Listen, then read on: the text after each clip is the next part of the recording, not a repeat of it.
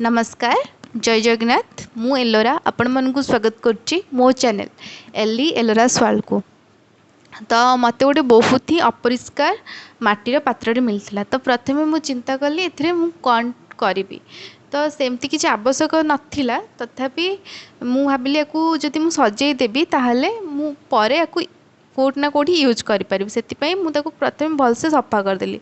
सफा कर साइला परे मुझे खरारे सुखेदेली पूरा पूरी खरारे मुझे 6 ରୁ 12 घंटा सुखे साइला परे माने गोटे दिन परे ही मुझे आनिली आनला परे मु भाविली याको कलर करदेले यहाँ बहुत सुंदर देखा जीवो। तो सेतिपाई मु ताको कलर करे बसिली। तो मु कलर करिछि फेविक्रिल एक्रिलिक कलर द्वारा। तो ये कलरटा बहुत समय जाए रहे। तो से मु को कलर चूज कर पार्ली प्रथमे तापर भाविली कि जेहेतु मोर भी किसी आवश्यक ना मु कलर करुच्ची तो मु ब्लैक कलर करदेले भल हम जोटा कि सबु जगह यूज करहब। तो से मु ब्लैक कलर करदेली बोथ बाहर और भीतर दीटाक पूरा पूरी ब्लैक कलर करदेली।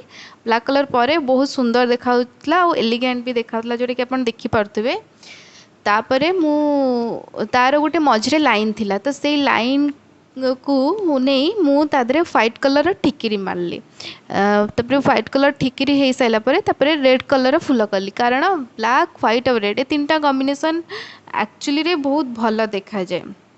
बहुत भल देखा सहित ये तीनटा कॉम्बिनेशन आम जेकोसी सजसजरे यूज कर तेणिकी घर कलर जहाँ भी हो कि कौन जब टेबुल रखुन टेबुल कलर भी जहाँ भी हो ये तीनटा कलर जदि होते से सबुथ मिसी जाए। से व्हाइट और रेड तो बहुत कम अच्छी ब्लैक टा बहुत अधिक रखी मु बहुत सिंपल और एलिगेंट करने चेष्टा कर बहुत ही अधिक करके बहुत खराब देखा से टाइप करने चाहूँ नी। तो से छोट छोट फुल करदेली रेड रो व्हाइट कलर टिक्की मारदेला आप देखिपे केमती देखा तापर मुझे टिके अल्प टिके तेल मारदेली जो टे ऑयली लस्चर दब जो आउ टे ग्लेज कर से पात्रटा। तो ओवरऑल कर सारापर एवं आपण मान आगे अच्छी आप देखिपे।